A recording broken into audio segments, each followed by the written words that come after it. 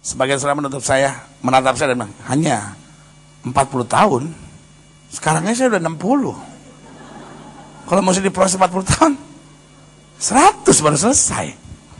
Karena bukan soal lamanya, tapi soal apa? Targetnya. Sampai sini sudah ngerti maksud saya? Iya kan?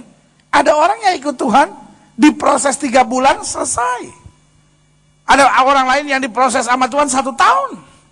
Ada orang yang diproses Tuhan sudah 24 tahun sampai sekarang belum beres-beres. Bilang sama sebelah saudara, lu kepala batu sih. Iya kan? Lamanya proses itu tergantung submission kita, ketundukan kita. Ya kan? Ada banyak orang terus harus lewati proses. Kenapa? Karena nggak mau berubah-berubah. Ya kan? Allah punya tujuan, Allah punya target. Makanya selalu lihat Mazmur 94. Mazmur 94 ayat 12. Dikatakan apa di situ? Berbahagialah orang yang sebagian kita baca ini bilang ini pemazmur aneh-aneh aja, dihajar kok bahagia, ya kan? Karena berbahagialah orang yang kau hajar ya Tuhan, dan yang kau ajari dari apa? Tauratmu. Artinya gini, orang kalau belum dihajar Tuhan nggak bisa diajar. Orang kalau belum dihajar Tuhan ya, dengar khotbah, masuk kuping kanan, keluar kuping kanan. Masih mending masuk kuping kanan, keluar kuping kiri. Sempat lewat otak sebentar. Yang paling parah masuk kuping kanan, keluar lagi di kuping kanan. Cuman muter-muter di lubang kuping doang, saudara. Iya kan?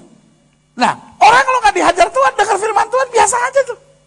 Biasa aja. Makanya, saya lihat saudara beribadah aja, saya bisa lihat ini orang pernah dihajar Tuhan nggak? Orang kalau belum pernah dihajar Tuhan, lagi nyanyi tuh. Sungguh indah kau Tuhan. Orang kalau pernah dihajar Tuhan, angkat tangan. Sungguh indah kau Tuhan. Dia ngalamin tuh. Dia ngalamin Tuhan tuh indah dalam hidupnya. Amin. Orang kalau belum pernah dihajar Tuhan, sungguh indah kau Tuhan. Dia sempat-sempatnya balas SMS. Menara perlindungan. Ya, gue lagi kebaktian nih. Ya, asam Jawa 12 ton ya gue kirim. Ya, terima kasih. Ya, oke, baik. Ya, ntar gue telepon lagi pulang gereja. Ya. Makanya di gereja ini tidak pernah dilarang handphone berbunyi. Kan nggak pernah kan? Saudara-saudara harap handphone dimatikan, di gereja ini tidak pernah dilarang. Dalam hati saya cuma sederhana. Kalau udah dihajar Tuhan pasti mati sendiri. Ya. Pasti sadar sendiri. Iya. Walaupun kita bikin peraturan, orang kalau belum pernah dihajar Tuhan, kita umumin dari mimbar. Saudara-saudara, selama kebaktian berlangsung, handphone harap dimatikan. Emang dia mati? Enggak. Dia bilang gini, terus kalau gua nggak dapat untung, pendeta yang mau bayar apa? Mana gue nggak usah masuk gereja kayak gini aneh-aneh aja, iya kan? Tapi orang kalau udah dihajar Tuhan, masuk gereja dia cuma prinsip satu, saya cuma cari kerajaan Allah serta kebenaran yang terlebih dahulu. Kalau Tuhan saya tinggikan, Tuhan yang pasti berkati hidup saya luar biasa. Nah lihat nih, yang tepuk tangan yang sudah dihajar sama Tuhan, yang nggak tepuk tangan dia belum ngerti, saudara ya kan? Saudara. Orang kalau udah pernah diajar Tuhan, jangankan sungguh indah kau Tuhan. Nyanyi Bapak terima kasih aja bisa menangis. Bapak terima kasih. Ya. Orang kalau diajar Tuhan, Alkitab bilang apa? Yang kau ajari Tauratmu. Orang kalau udah diajar Tuhan, diajarnya gampang. Ya kan? Tapi orang kalau belum diajar Tuhan, ya masuk gereja cuma kritik melulu. Ya. Kalau dengar pendeta khotbah tegang, saudara-saudara, kita perlu cari Tuhan sungguh-sungguh. Dia komplain. Pendeta lagi stres sama bininya kali. Nanti kalau khotbah pendeta lucu, kan ada khotbah pendeta yang santai maksudnya kan. Lucu, jemaat tertawa. Kurang kemuliaan Tuhan. Gereja apa tuh cuma ketawa-ketawa. Di Gelo nggak ada pengajaran, cuma ada lelucon. Salah lagi.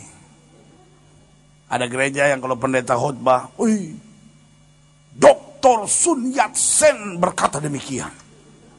Wah, Martin Luther King Jr. berkata demikian. Orang kalau belum diajar Tuhan kritik dengar begitu. Firman ngomong apa? Orang semua ngomong firman nggak ada. Nanti ada lagi kalau pendeta kan khotbah nggak pernah pakai yang begitu-begituan. Pokoknya semua setiap kali khotbah Alkitab berkata, Alkitab berkata, Alkitab berkata. Kurang baca buku nih pendeta. Salah lagi.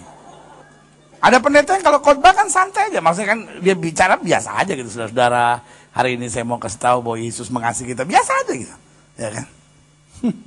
Kurang mempersiapkan diri. Lebih berwibawa dong. Tapi ada pendeta yang kalau khotbah, saudara, Yesus ada Tuhan, dia mati buat kita. Kejepit di mana pendeta? Udahlah.